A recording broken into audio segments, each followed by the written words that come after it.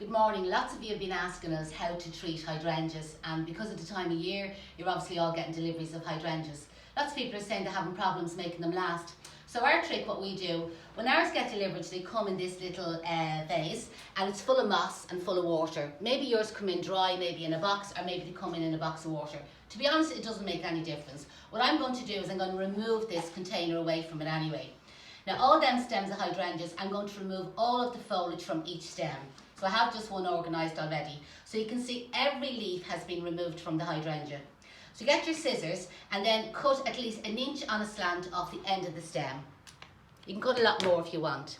Now I recommend to use this chemical here, which is a quick dip, or some people class it as easy dip. Both Chrysal and Oasis do a combination version of this, so either quick dip or easy dip. So place some of the chemical in a paper cup. A Delft cup will do. I use a paper cup so I can dispose it. It's literally 1 second in the paper cup. Actually, before I do that, I'm going to organise my vase. So the next thing then is have your vase ready and boil up a kettle of water. So this is a kettle of water, it's literally just come off boil. So place some boiling water into your empty vase and I want you to swish it around.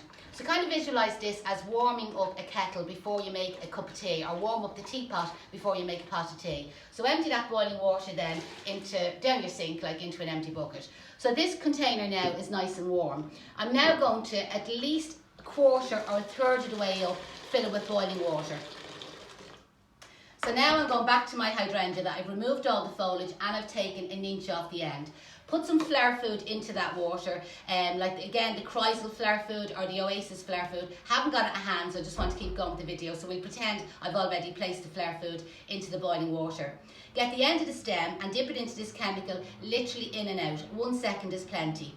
And then place it into a vase and then leave that basically for a couple of hours. Let the water cool. Now I know a lot of you are looking at this and saying there's no way she's going to leave that hydrangea drinking boiling water, but I am. That's what I am going to do. I'm going to leave them drinking boiling water until the water cools down and I'm ready to use them. That could mean overnight. That might mean until tomorrow. Do you know that way? So some of you have probably been taught in the past, maybe with roses or gerbers, to dip them in boiling water for 25 seconds and definitely not to leave them any longer than 25 seconds. Hydrangeas are completely different. So place them into the boiling water and basically leave them forever and ever, and I can guarantee you'll have fabulous hydrangeas. And make sure that the petals are up over the top of the vase. Don't use a bucket, because that way your flower heads might be submerged in the bucket and the steam then would affect them. But that way there, it's absolutely perfect. Best of luck with your hydrangeas. Let me know how you get on.